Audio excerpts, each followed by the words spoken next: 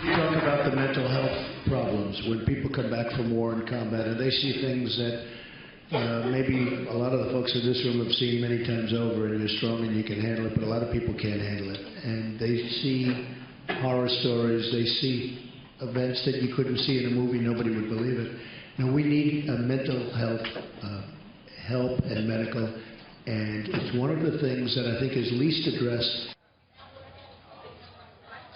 The mainstream media is hammering Donald Trump for those comments that he made at a veteran event in Northern Virginia. But while the Republican nominee has spent some time and effort to help the veterans, so shouldn't they focus on that? Well, our Fox News contributors and military veterans, Pete Hegseth and Scott Brown, join us now. Good morning, gentlemen. Good morning. Morning. What do you think about that? Mainstream media is saying that it was wrong what he said about PTSD. Would you see a problem with that? No, not at all. In fact, it's the exact opposite. No candidate has elevated veterans issues, VA reform, like Donald Trump has in the modern era. He's seriously made it a top-tier presidential issue, talks about it all the time. Anybody who's met with him knows his heart is in the right place. He was merely pointing out that 22 veterans a day commit suicide in this country. There's a mental health problem. We need to address it. So far from being a misstep, I think it's to his credit that he talks about it so much. What do you think? I know for a fact one of the reasons I endorsed Donald Trump is because I had a long conversation with him about this very specific issue, because I am deeply concerned about veterans issues. I was on the Veterans Committee,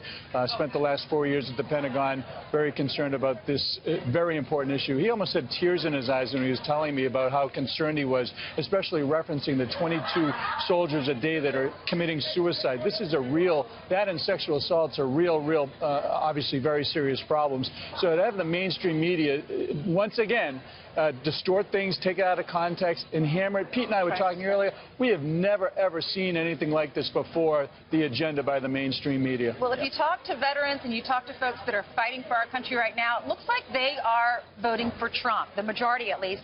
When it comes to veterans, 47% are voting for Trump versus 33% voting for Hillary. And then if you look at active duty troops, Trump gets 37.6%.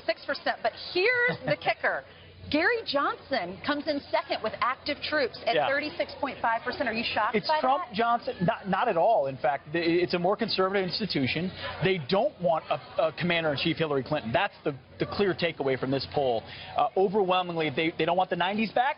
They don't want the Iran deal. They don't want Benghazi. They don't want Hillary Clinton. And they look at Hillary and they say, you know what, we're not supporting it because of Benghazi, I think is the main reason. As I speak to a lot of former colleagues, former people that I've served with, they're like, there's no way. And that 33%, I think, is actually going to be high. They don't want a continuation of the Obama-Clinton era. And if you look at what Trump's going to do, he's looking to build up the military. He's providing the tools and resources for people to do their jobs and come home and get the care that they need. That's what his agenda is. We were just showing you the graph. The Marines, they're in favor of Trump. We showed you that because both of the men that will take the podium tonight, Pence and Senator Kaine, they both have sons. Their sons are in the Marines serving our country. So God bless them. All right. Thank you so much. Thank you.